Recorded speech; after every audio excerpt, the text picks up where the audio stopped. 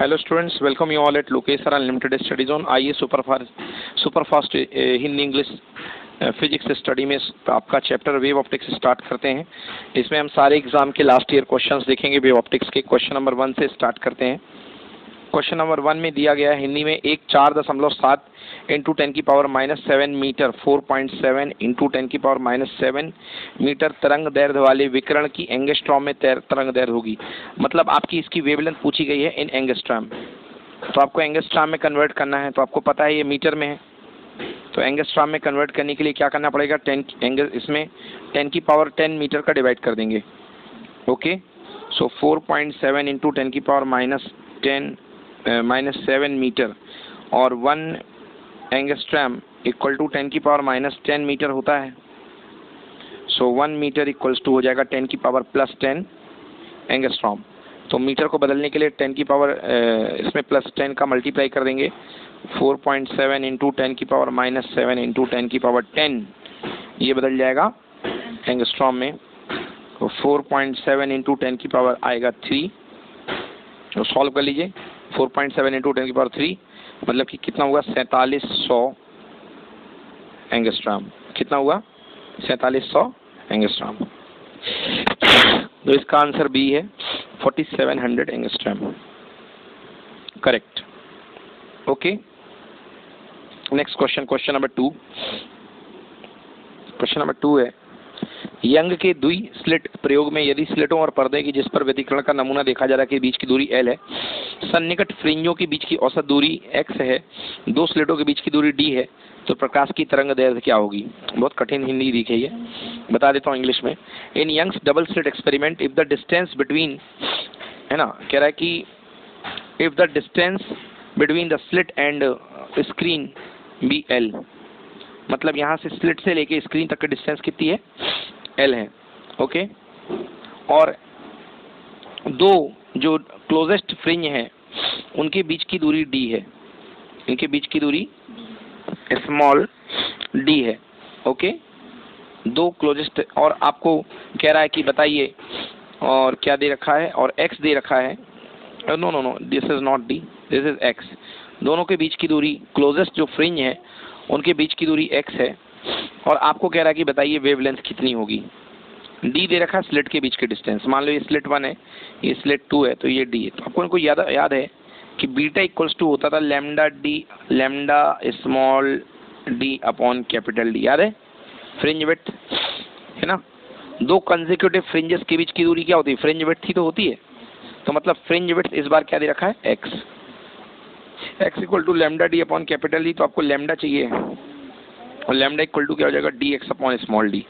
तो चलिए, है ना, यहाँ पे कैपिटल D की जगह l दे रखा है, तो मैं भूल गया था। तो यहाँ आएगा lx अपॉन स्मॉल d, या xl/d, option number B check करो। ओके, xl/d बिल्कुल सही, xl/d करेक्ट आंसर है। सेकंड क्वेश्चन देखिए, थर्ड क्वेश्चन, फर्स्ट हो गया, सेकंड हो गया, अब थर्ड पे आइए। थर्ड क्वेश्चन है कि 6000 एंगस्ट्रॉम मात्रक तरंग दैर्ध्य वाले प्रकाश की आवृत्ति क्या होगी। मतलब इंग्लिश में आपको वेवलेंथ दी गई है 6000 एंगस्ट्रॉम, और आपको बोल रहा है लाइट है, तो प्रकाश की आवृत्ति फ्रीक्वेंसी बतानी है। तो आपको पता है लाइट के लिए, इलेक्ट्रोमैग्नेटिक वेव के लिए फॉर्मूला क्या होता है, c equals to nu lambda, c equals to nu lambda. आपको फ्रीक्वेंसी बतानी है।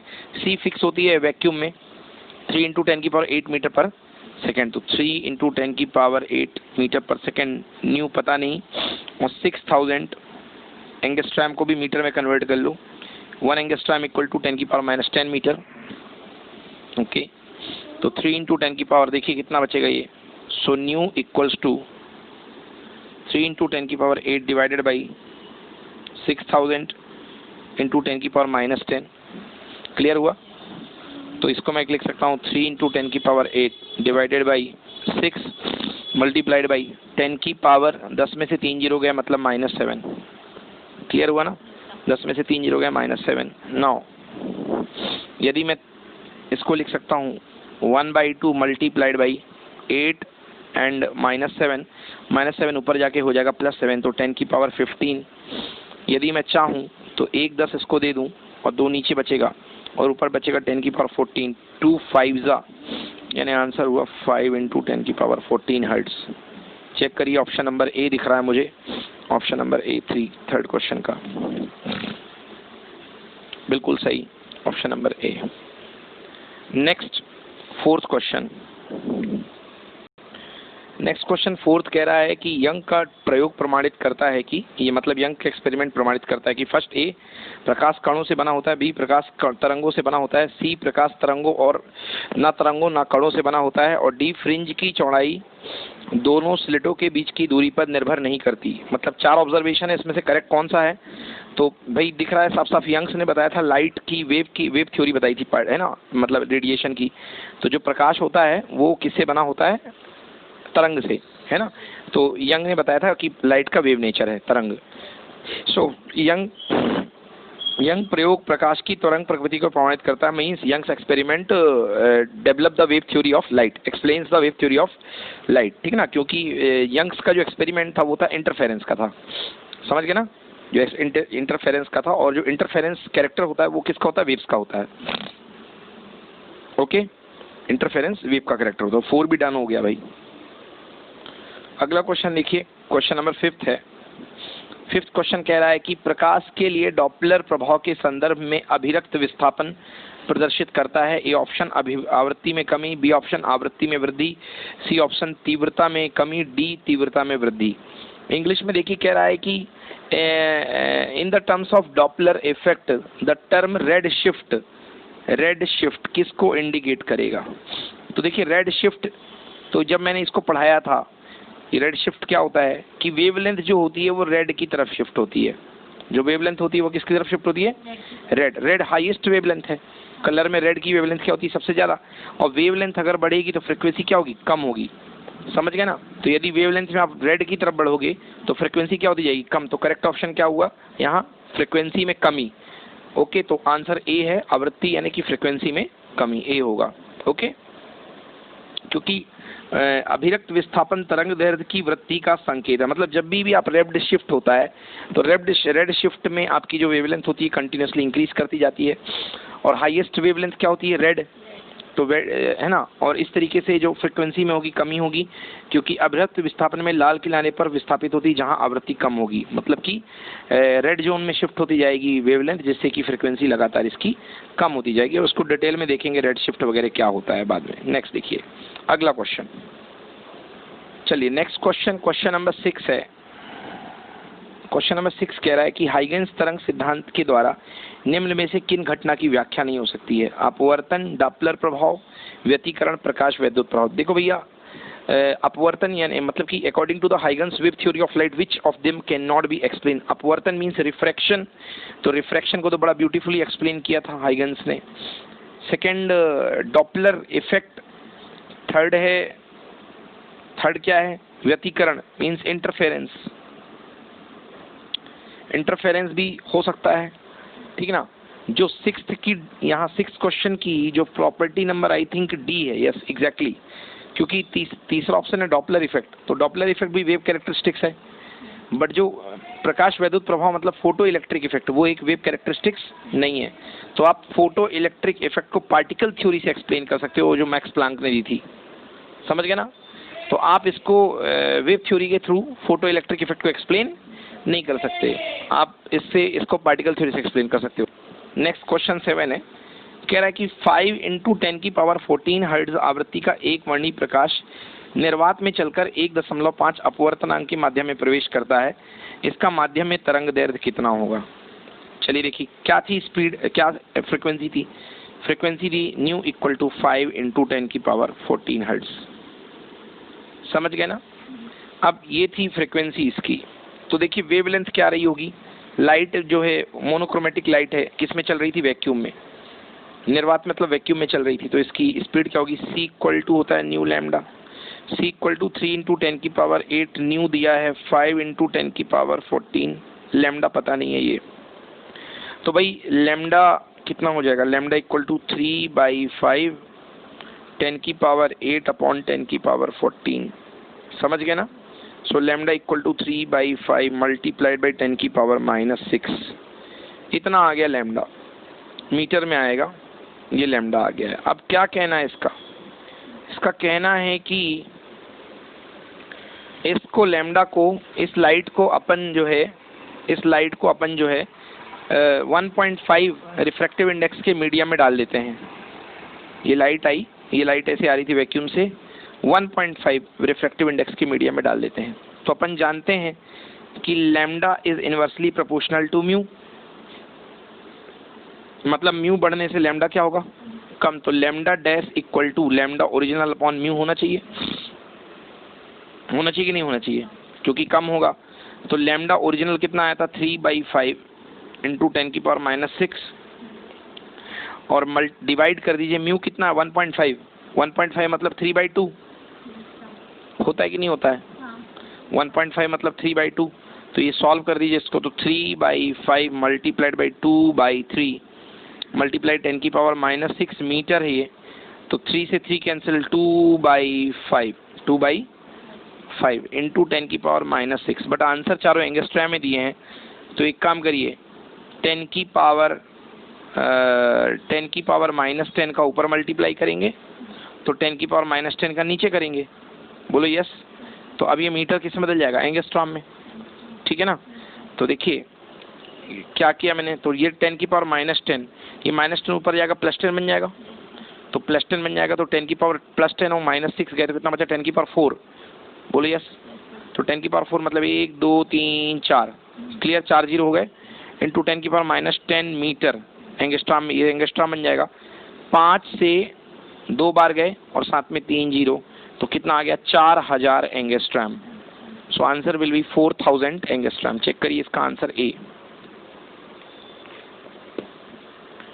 4000 एंगस्ट्रॉम बिल्कुल सही है, 4000 एंगस्ट्रॉम है ना, यस। चलिए next is question number 8। Question number 8 क्या कह रहा है, 1 मिलीमीटर दूरी पर स्थित 2 स्लिटें 6.5 इंटू 10⁻⁷ मीटर तरंग दैर्ध्य के प्रकाश द्वारा प्रदीप्त की जाती हैं। स्लिटों से 1 मीटर दूर पर्दे पर व्यतिकरण फ्रिंजें देखी जाती हैं। तीसरी अदीप्त फ्रिंज और 5वीं फ्रिंज के बीच की दूरी क्या होगी। इंग्लिश में क्वेश्चन देखिए, आपका कह रहा है कि 2 स्लिटें हैं, S1 S2 2 स्लिट हैं, और 2 स्लिट के बीच की जो दूरी है, 2 स्लिट के बीच की जो डिस्टेंस है, that is equal to 1 millimetre, means 1 into 10⁻³ metre. Okay. अब ये जो स्लिटें हैं, इसमें जो लाइट आ रही है मोनोक्रोमेटिक लाइट, वो 6.5 इंटू 10⁻⁷ मीटर वेवलेंथ की लाइट आकर के इन पे गिरती है, और 1 मीटर की दूरी पर पर्दा रखा हुआ है, स्क्रीन कैपिटल D, 1 मीटर, ठीक है ना। तो कह रहा है 1 मीटर की दूरी पर। अब कह रहा है तीसरी अदीप्त, यानी कि तीसरा अदीप्त मतलब डार्क फ्रिंज, ओके, तीसरा डार्क फ्रिंज। तो यहाँ पे मान लीजिए कहीं पर आपका ये मान लो 3rd वाला डार्क बन रहा है इस दूरी पर, ओके, 3rd वाला डार्क बन रहा है, और 5वां फ्रिंज बोल रहा है, 5वां मान लो यहाँ पर बन रहा है, तो ये ब्राइट होगा, नहीं तो उसने उसको डार्क भी बोला होता। तो ये Y5 है। आपको कह रहा है इन दोनों के बीच की दूरी निकालो, 3rd डार्क और 5th ब्राइट के बीच की आपको दूरी निकालना है। ऑप्शन है A 0.65 millimetre, option B 1.63 mm, option C 3.25 mm and option D 4.88 mm। ये डिस्टेंस बताइए। तो देखिए बच्चों, सबसे पहले इसमें आप याद करिए कि nth ब्राइट जो बनता था वो कहाँ बनता था, याद होगा n लैम्डा d/d, याद आया, ये nth ब्राइट था, n लैम्डा d/d, और लैम्डा d/d क्या होता है, बीटा होता है। तो आप इसको भी लिख सकते हो n बीटा की पोजीशन पर बनता है nth ब्राइट। और आपको यदि डार्क हो, याद हो nth डार्क कहाँ पे बनता था, तो वो बनता था n-1/2 लैम्डा d/d था, n-1/2 लैम्डा d/d। तो इसको लिख सकते हो आप n-1/2 बीटा, याद आया। ये क्या था, nth ब्राइट, और ये है nth डार्क। तो nth ब्राइट इसमें 5वां जो बनेगा वो तो ऊपर बनेगा, क्योंकि नाम ही उसका 5वां है, समझ गए ना। तो चलिए अपन को पहले दिखा लो कि nth मतलब कि 5th वाला ब्राइट कहाँ बनेगा। तो 5th वाला जो ब्राइट बनेगा वो कहाँ बनेगा बेटा, देखो Y fifth equal to 5 lambda D by D, मतलब सीधे लिख दूँ 5 बीटा, बोलो यस और नो भाई, 5 लैम्डा डी बाई डी मतलब 5 बीटा। और जो थर्ड वाला डार्क बनेगा y3 कैसे बनेगा, n की जगह 3 minus 1/2 beta that is equal to 3 2 जा 6 minus 1/2 that is equal to कितना 5/2 बीटा। आ गया दोनों। अब चलिए हमें दोनों को क्या चाहिए, डिफरेंस चाहिए ना, तो डिफरेंस क्या होगा y5 माइनस y3, दोनों के बीच का gap, that is equal to 5 beta minus 5/2 beta. 5 में से आधा 5 जाएगा तो आधा 5 ही जो बचेगा, यानी 5/2 बीटा। बोलिए यस और नो। अब यहाँ पे हमको निकालना है बीटा। बीटा आप जानते हैं क्या होता है, lambda D by small D. Lambda wavelength दी गई है, ये देखिए स्टार्ट में ही वेवलेंथ दी गई है, ओके वेवलेंथ स्टार्ट में ही दी गई हमें। वेवलेंथ की वैल्यू क्या देखिए 5 beta, beta equal to lambda D by D, lambda 6.5 into 10⁻⁷, एक मिनट, और देखिए 5/2 बीटा है ना आंसर, तो lambda capital D, lambda small D कितना दे रखा 1 इंटू 10⁻⁻3, बोलो 1 इंटू 10⁻⁻3, ओके एक मिनट उल्टा हो गया, lambda capital D by small D होता है, हाँ लैम्डा कैपिटल डी, तो ऊपर कैपिटल डी मतलब 1 मीटर आएगा और स्मॉल डी 1 इंटू 10⁻⁻3 नीचे आएगा। बस हो गया सॉल्व कर दीजिए इसको। सॉल्व करने पर आ रहा है 1.63 मिलीमीटर। कितना आ रहा है 1.63 mm। कुछ प्रॉब्लम है, आ गया समझ में? एक बार फिर से बता दूं, देखिए 2n-1 lambda D by D होता है ना डार्क का, तो बात तो वही हुआ ना, एलसीएम ले लोगे तो 2n-1/2, हाँ कहाँ बच रहा है, 2n-1 ही होता है, 2n-1/2 होता है, yes n-1/2, 2n-1 2 into n 2 होता है, 2n हो जाएगा, -1/2 भी तो होता है, आप भूल गए 2n-1/2 lambda D by D, okay और एक n lambda D by D. Bright की जो पोजीशन होती है that is equal to n lambda D by D, और जो डार्क की पोजीशन होती है that is equal to 2n-1/2 lambda D by D. Clear not clear? ठीक है, चलिए देखते हैं क्वेश्चन नंबर 9। क्वेश्चन नंबर 9 जो कंसेप्ट है वो रेड शिफ्ट का है। किसका है? रेड शिफ्ट का है। क्वेश्चन कह रहा है एक तारा 5896 एंगस्ट्रॉम तरंग दैर्घ्य का प्रकाश उत्सर्जित कर रहा है, मतलब एक स्टार है, वो कितने की वेवलेंथ एमिट कर रहा है बेटा 5896 एंगस्ट्रॉम की, ये वेवलेंथ एमिट कर रहा है, समझ गए ना। और करते हुए वेवलेंथ एमिट करते हुए पृथ्वी से 3600 किलोमीटर प्रति सेकंड की चाल से दूर जा रहा है, मतलब जो उसकी खुद की स्पीड है वो कितनी है 3600 किलोमीटर पर सेकंड। ओ माय गॉड, एक सेकंड में पूरा इंडिया नाप लेगा।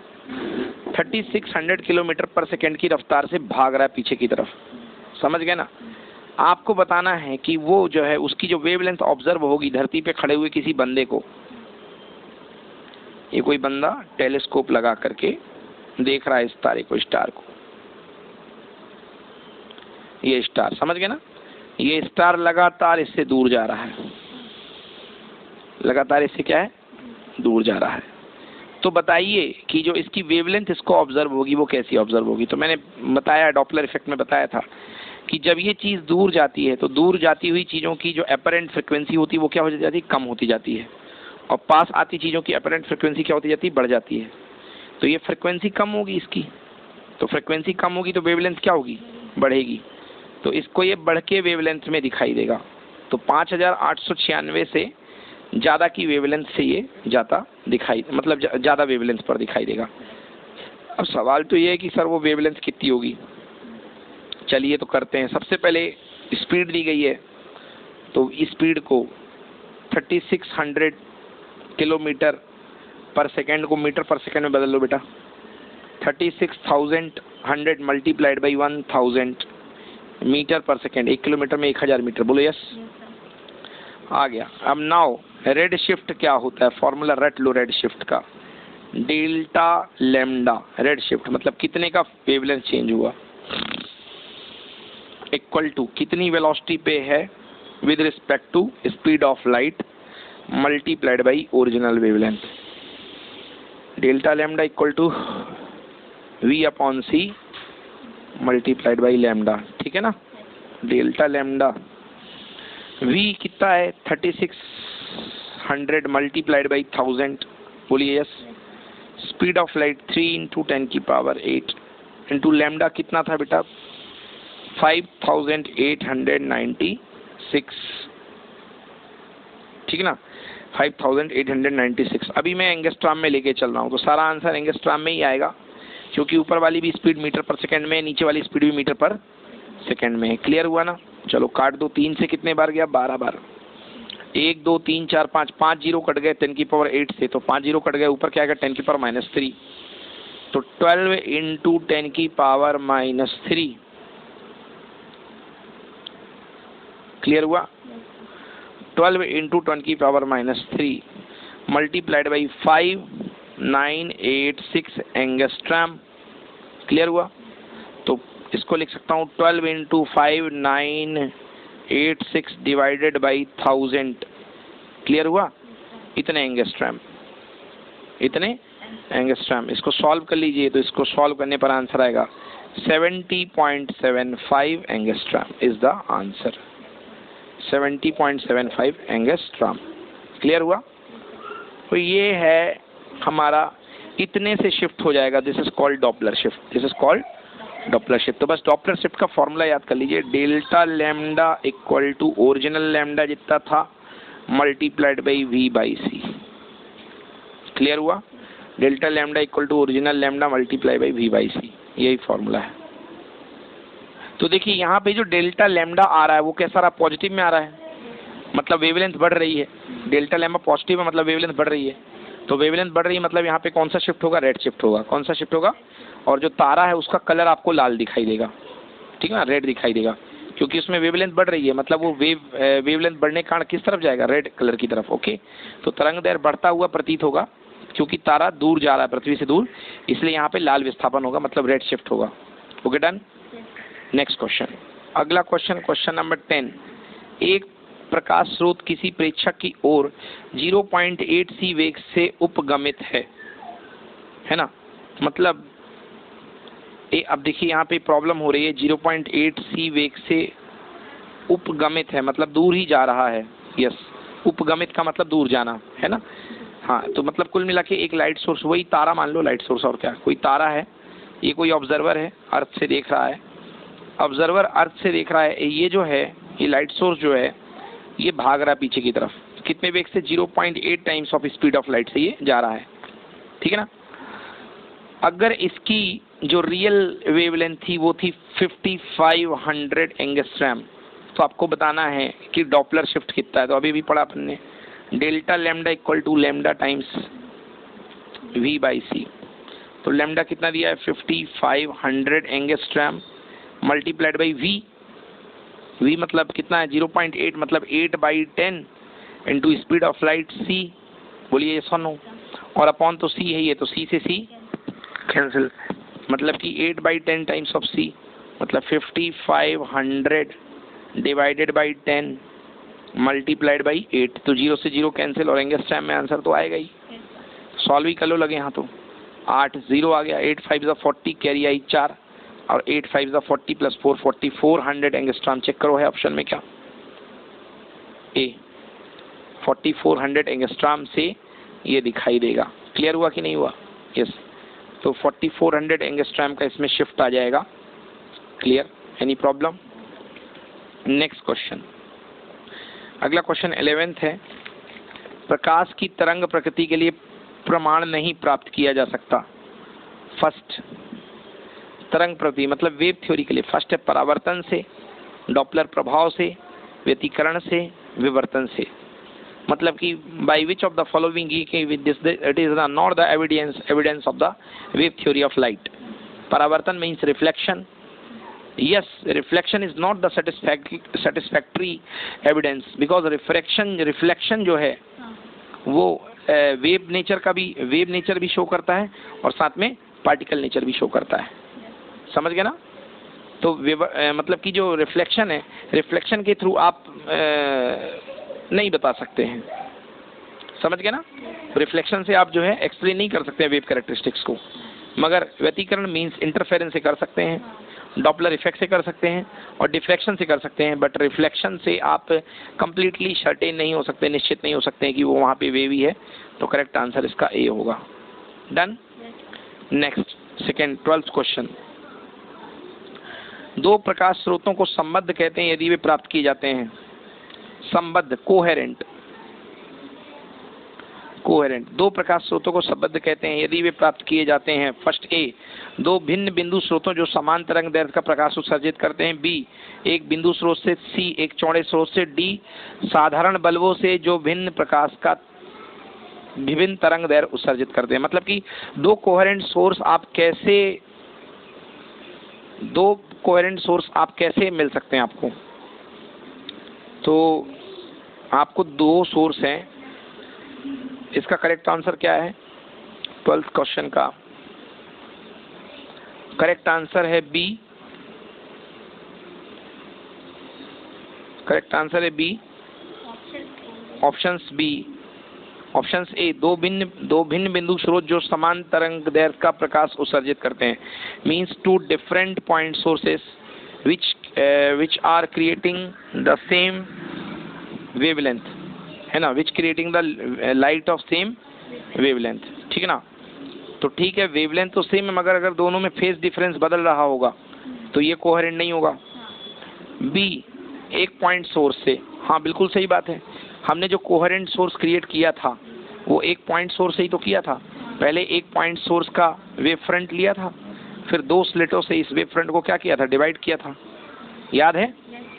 तो ये वेव फ्रंट यहाँ टूटा था, ये वेव फ्रंट यहाँ टूटा था, जिससे कि दोनों कोहेरेंट सोर्स मिले थे, नहीं मिले थे।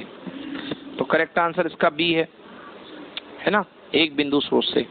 सो correct answer is B, 12th का बी आंसर। चेक करते हैं। यस यस करेक्ट है, बी लिखा हुआ आंसर, रेजोल्यूशन लिखा हुआ है। दो कला संबंध स्रोत केवल एक ही बिंदु सोर्स से प्राप्त किए जा सकते हैं। To coherent sources can be obtained by only single source. Okay, क्योंकि दो अलग अलग स्रोतों से प्राप्त तरंग दैर्ध्य के बीच में कालांतर समय के साथ साथ स्थिर नहीं रहता है, because the phase difference is not same for the two different sources. Clear हुआ ना। और मैंने बताया था इसमें फेज डिफरेंस कांस्टेंट होना चाहिए, याद आया। चलिए next question number 13। Question number 13, किसी व्यतिकरण प्रयोग में उत्तरोत्तर अधिकतमों एवं न्यूनतमों के बीच की मध्य की दूरी होती है। मतलब कि मैक्सिमा और मिनिमा के बीच की जो डिस्टेंस होगी वो क्या होगी। उत्तरोत्तर अधिकतमों एवं न्यूनतमों के बीच की दूरी होती है। Option A, lambda small D by capital D. Option D, lambda capital D by small d. Option C, D lambda upon lambda. And option D, lambda D by 4d।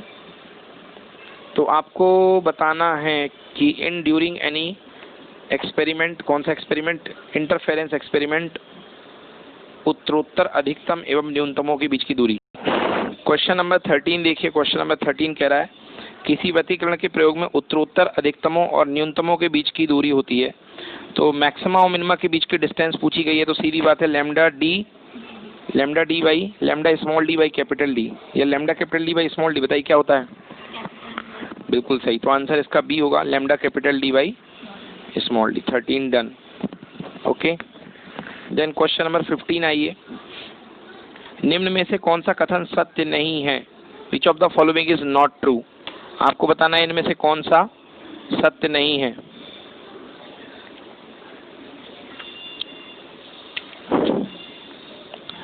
हाँ, पहला, लाल प्रकाश का तरंग दैर्ध्य हरे प्रकाश के तरंग दैर्ध्य से अधिक होता है। बिल्कुल सही बात है भाई, ये तो सही है। रेड लाइट का वेवलेंथ ज़्यादा होती है, वेवलेंथ। सेकंड है, नीले प्रकाश की वेवलेंथ नारंगी प्रकाश की वेवलेंथ से छोटी होती है। नीला प्रकाश का वेवलेंथ, तो चलो भाई देख लेते हैं। VIBGYOR, VIBGYOR। हाँ, तो नीचे जाने पर वेवलेंथ ज़्यादा है, तो ब्लू कलर की वेवलेंथ कम होगी, किससे, ऑरेंज से। तो कह रहा है कि नीले प्रकाश की वेवलेंथ, यस बिल्कुल सही बात है, ब्लू लाइट की वेवलेंथ कम होती है। नेक्स्ट, हरे प्रकाश की आवृत्ति नीले प्रकाश की आवृत्ति से अधिक होती है। हरे प्रकाश की आवृत्ति मतलब फ्रिक्वेंसी हरे की ज़्यादा होगी। तो ग्रीन कहाँ है, ये है ग्रीन, और किससे कंपेयर करवा रहा है, ब्लू से। तो ग्रीन की वेवलेंथ ज़्यादा है, तो ग्रीन की फ्रिक्वेंसी कम होगी और ब्लू की फ्रिक्वेंसी ज़्यादा होगी। और इसमें कह रहा है कि ग्रीन की फ्रिक्वेंसी ज़्यादा होगी, तो यही गलत है, सी वाला ऑप्शन रॉन्ग है। ओके, क्योंकि ग्रीन की फ्रिक्वेंसी क्या होगी, कम, और ब्लू की फ्रिक्वेंसी क्या होगी, ज़्यादा। क्योंकि ऊपर जितना जाओगे वेवलेंथ कम होगी बट फ्रिक्वेंसी बढ़ेगी, और नीचे जाने पर वेवलेंथ बढ़ेगी बट फ्रिक्वेंसी कमेगी। समझ में आ गया ना? तो इसका correct answer C is the wrong answer है, और रॉन्ग को ही टिक लगाना था, तो करेक्ट आंसर इसका सी है। यस, ठीक ना। चलिए नेक्स्ट क्वेश्चन 14 हो गया। अब 14 के बाद 15 पे आइए। यंग के प्रयोग में एक छिद्र रेखा को नीले फिल्टर से तथा छिद्र रेखा को दूसरे पीले फिल्टर से ढका गया है, तो व्यतिकरण का प्रतिरूप होगा। भाई मतलब आपने जो स्लिट होती हैं, मतलब कुल मिला के इसमें कहा गया in the Young's double slit experiment, जो स्लिट होती हैं एक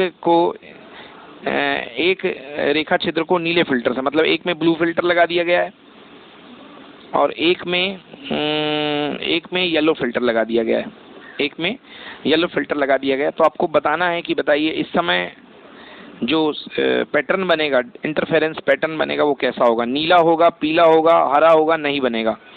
ओके, तो करेक्ट आंसर इसका आएगा नहीं बनेगा। इसका करेक्ट आंसर है नहीं बनेगा। आंसर मैं पढ़ रहा हूँ, रेखा छिद्रों को फिल्टर से ढकने के बाद प्राप्त नीले और पीले रंग की आवृत्तियां अलग अलग होंगी, जबकि व्यतिकरण के लिए यह आवश्यक है कि दोनों तरंगों की आवृत्तियां समान हो। इस प्रकार व्यतिकरण की शर्तों का पालन नहीं होगा और व्यतिकरण नहीं बनेगा। मतलब कहने का मतलब यह है कि दोनों स्लेट पे आपने अलग अलग कलर का वो लगा दिया है, अलग अलग कलर के आपने फिल्टर पेपर लगा दिए हैं, तो जो दोनों फ्रिक्वेंसी निकलेंगी अलग अलग कलर की, वो अलग अलग कलर की फ्रिक्वेंसीज अलग अलग होंगी, और जो ये होता है आपका इंटरफेरेंस, वो सेम फ्रिक्वेंसी पे हुआ करता है। समझ में आ गया ना? तो ये इंटरफेरेंस नहीं होगा। अगला क्वेश्चन, क्वेश्चन नंबर 16। दो स्रोत व्यतिकरण प्रतिरूप बनाते हैं। जैसे कि स्रोतों से डी दूरी पर स्थित पर्दे पर देखा जाता है फ्रिंज की चौड़ाई 2W है। यदि डी दूरी को दुगना कर दिया जाए तो फ्रिंज की चौड़ाई कितनी हो जाएगी? मतलब सीधी सीधी बात है, पर्दे की दूरी, स्क्रीन की डिस्टेंस और फ्रिंज विड्थ पर ये क्वेश्चन पूछा गया है। तो देखिए कैसा होगा 16 नंबर क्वेश्चन। हम लोग जानते हैं बीटा इक्वल टू होता है lambda capital D upon small D. यहाँ पे फ्रिंज विड्थ को बीटा ना बोल करके W बोला गया है। तो पहली विड्थ है W1, दूसरी विड्थ है W2। ओके, रिलेशन किससे पूछा गया है? D से। तो यहाँ पे आएगा क्या? D1 upon D2। Okay, first वाली जो विड्थ है उसको पहली वाली विड्थ जो है उसकी चौड़ाई 2W है। ओके, W2 अब हमें पता करना है ना, W2 हमें पता करना है। अब ये D तो D ही था, सेकेंड टाइम में D को कर दिया कितना? 2D, 2D से D कैंसिल, सो W2 यानी कि सेकेंड बार की fringe width is equal to 2 2 से कितना? 4 टाइम्स ऑफ ओरिजिनल। समझ गए ना? तो जो नई विड्थ आएगी वो हो जाएगी कितनी? 4W। चलिए, तो आंसर है 4W। Yes, correct answer is D में ताला लगा लो। Next question, question number 17। Question number 17। एक तारे के आने वाले प्रकाश की अपेक्षित तरंग दैर्घ्य 3337 एंगस्ट्रॉम है। यस, मतलब तारा आ रहा है। ठीक है भाई, तारा आ रहा है, तो तारा आने का प्रेक्षित तरंग दैर्घ्य जो है वो है 3737 एंगस्ट्रॉम। मीन्स आपको जो मतलब डेल्टा अपेरेंट जो फील हो रहा है, जो महसूस हो रहा है, वो है 3737 एंगस्ट्रॉम। और जो डेल्टा ओरिजिनल है, डेल्टा ओरिजिनल वो कितना है बेटा? 3700 एंगस्ट्रॉम। ये ओरिजिनल दिया हुआ है कि उसका वास्तविक तरंग दैर्घ्य इतना है। क्लियर हुआ ना? ये ओरिजिनल दिया गया है। अब कह रहा है यदि पृथ्वी का तारे के सापेक्ष वेग क्या होगा? आपसे पूछा गया है v इक्वल टू क्या होगा, वो किस वेग से आ रहा है। तो देखिए सबसे पहले आप एपरेंट शिफ्ट निकाल लो। Delta lambda equal to 3737 minus 3700। Clear हुआ? कितना आ गया बेटा? ये अपने पास आ जाएगा 3700 एंगस्ट्रॉम, सॉरी 37 एंगस्ट्रॉम। शिफ्ट हुआ ना, 37 एंगस्ट्रॉम का क्या हुआ है? शिफ्ट हुआ है। अब अपन ने रेड शिफ्ट का फॉर्मूला पढ़ा है, delta lambda equal to lambda multiplied by V by C। यही होता है, तो हमें V निकालना है। तो डेल्टा लैम्डा की वैल्यू रख दो 37, लैम्डा ओरिजिनल दिया हुआ है, ओरिजिनल लैम्डा कितना है? 3700। ठीक है ना? तो सॉल्व करते हैं एक बार फिर से, फॉर्मूला रख देता हूँ आप सबके लिए। फॉर्मूला है delta lambda equal to lambda times of original V by C। Delta lambda that is equal to 37, lambda equal to कितना है? 3700 एंगस्ट्रॉम। क्लियर? अपॉन v पता नहीं एंड 3 इंटू 10⁸ मीटर पर सेकेंड। देखिए 3700 कितने बार जाएगा बेटा? 100 बार। ओके, सो ये जो v है v इक्वल टू कितना आएगा? 3 इंटू 10⁸ ऊपर चला जाएगा और 100 डिनोमिनेटर में आ जाएगा डिवाइड बाई 100। सो आंसर आएगा 3 इंटू 10⁶ मीटर पर सेकेंड। ये आ गई स्पीड, ठीक है ना? तो ये 3 इंटू 10⁶ मीटर सेकेंड से आ रहा है। 17 का बी भी हो गया करेक्ट। नेक्स्ट क्वेश्चन नंबर 18 देखिए। क्वेश्चन नंबर 18 कह रहा है एक प्रकाशमान खगोलीय पिंड स्पेक्ट्रम में एक स्पेक्ट्रमी रेखा का तरंगदैर्घ्य 4747 मतलब 4747 एंगस्ट्रॉम नापा जाता है, जबकि इस स्पेक्ट्रमी रेखा का वास्तविक तरंगदैर्घ्य जो है 47,000 एंगस्ट्रॉम है। तो चलो सबसे पहले डेल्टा लैम्डा निकाल लो। 4747 माइनस 4700, सो कितना शिफ्ट हो गया बेटा? 47 एंगस्ट्रॉम का क्या हो गया? शिफ्ट हो गया। इस खगोलीय पिंड का पृथ्वी के सापेक्ष वेग क्या होगा? तो फिर से आपसे वेलोसिटी पूछी गई है। तो फॉर्मूला क्या होता है? Delta lambda equal to lambda multiply by V by C. Delta lambda आया 47 और ओरिजिनल लैम्डा कितना था बेटा? 4700। वी पता नहीं है और सी होता है 3 इंटू 10⁸। चलो काट दो इसको, कितने बार गया यार? 100 टाइम्स। तो वी इक्वल टू हो जाएगा 3 इंटू 10⁸ डिवाइडेड बाई कितना? 100। सो आंसर आएगा 3 इंटू 10⁶ मीटर पर सेकेंड। सो 3 इंटू 10⁶ मीटर पर सेकेंड। बट इसमें ऑप्शन में ये है कि बताइए ऑब्जेक्ट कहाँ जा रहा है, दूर जा रहा है कि पास जा रहा है?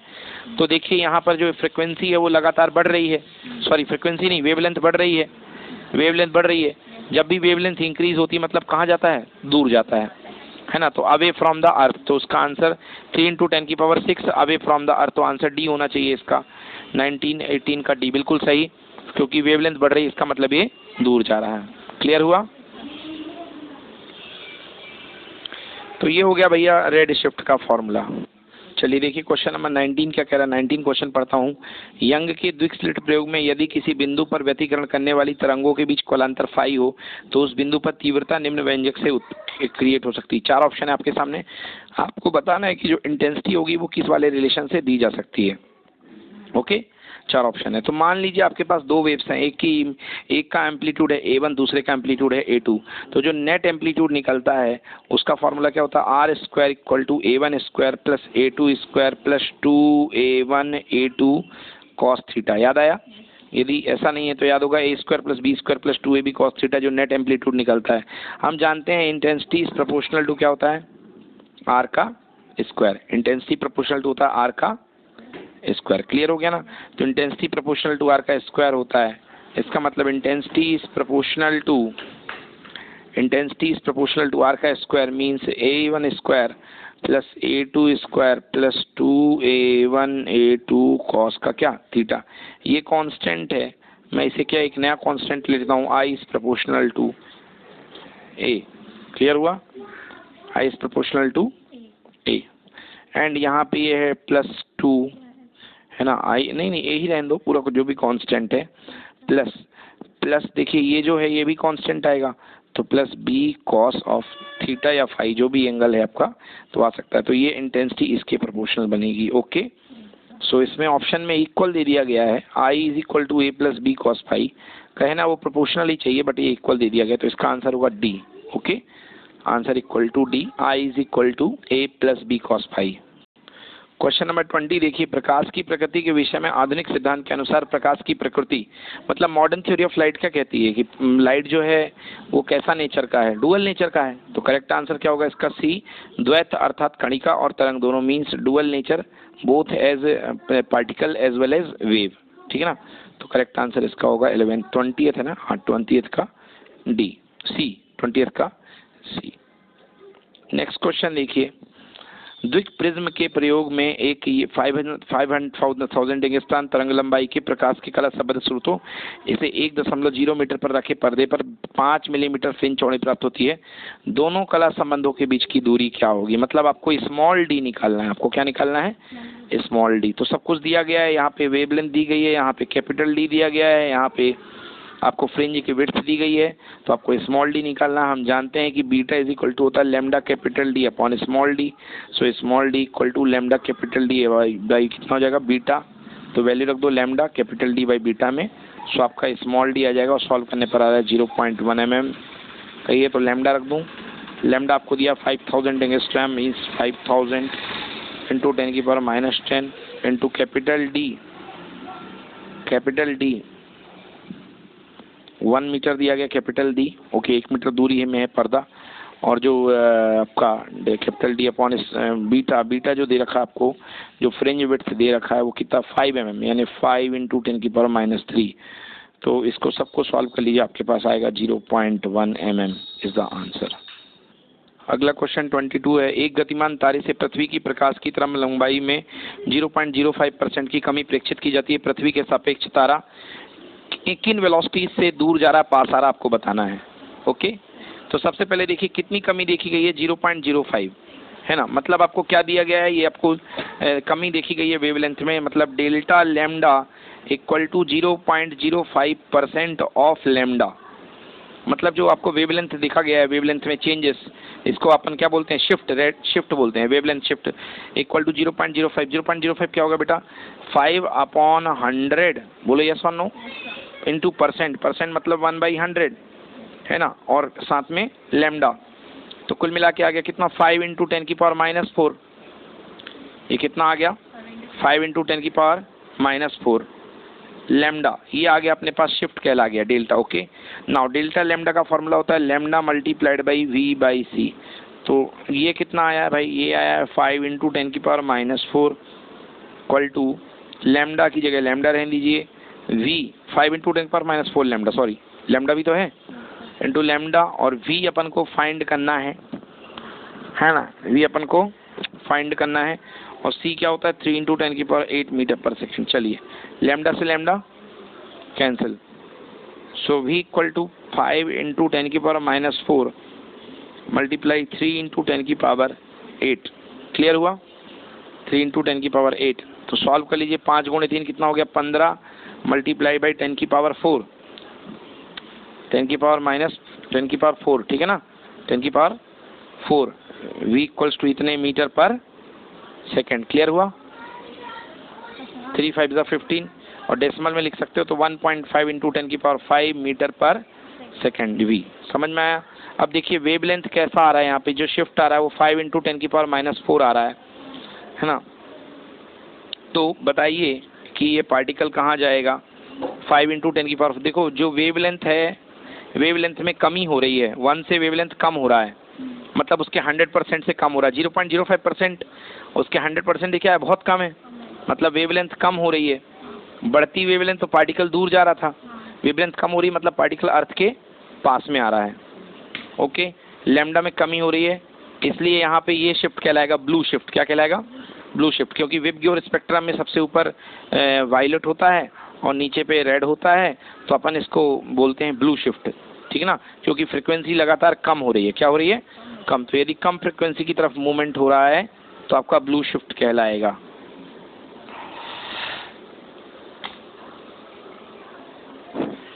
ठीक है, आ गया समझ में ना।